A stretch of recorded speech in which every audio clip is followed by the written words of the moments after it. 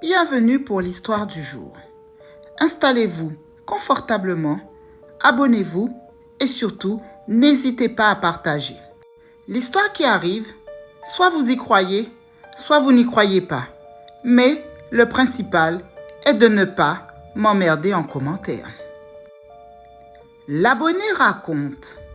Cela se passe à l'époque, en Guyane, à Sina-Marie.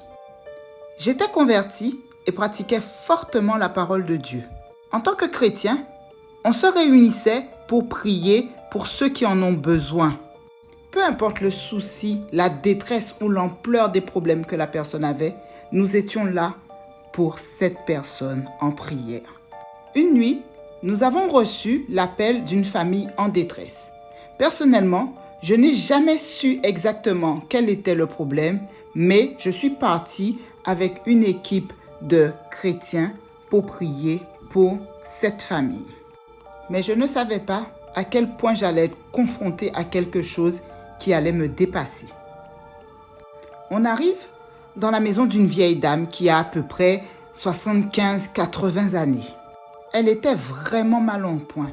Elle avait le corps très abîmé. Elle était courbée, comme si elle portait tout le poids du monde sur son dos.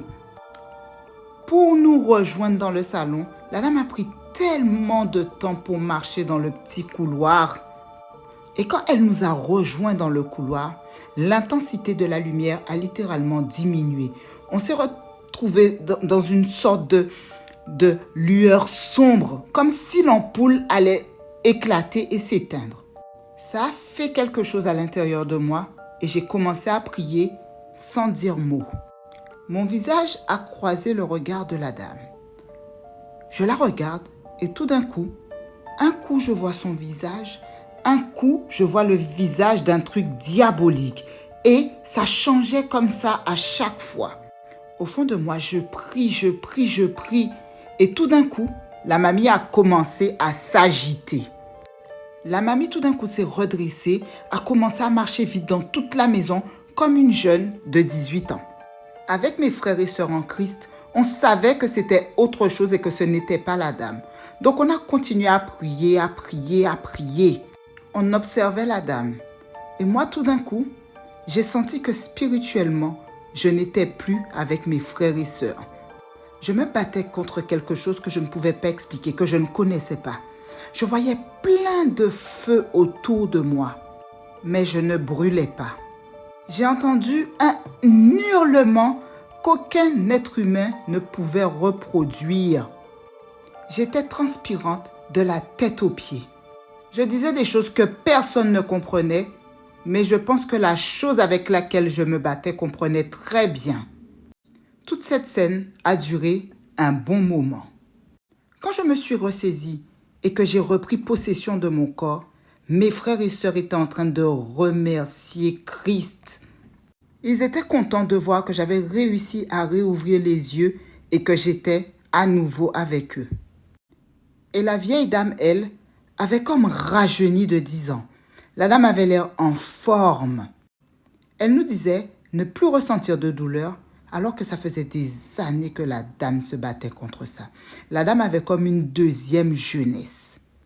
Après que nous ayons tous repris nos esprits et que nous nous soyons remis de tout ça, la dame nous dit « Mon fils a une boulangerie, allez là-bas, il va vous préparer un bon chocolat créole pour vous remercier. » On a accepté l'invitation et nous sommes partis. Une partie a fait le trajet à pied, l'autre en voiture.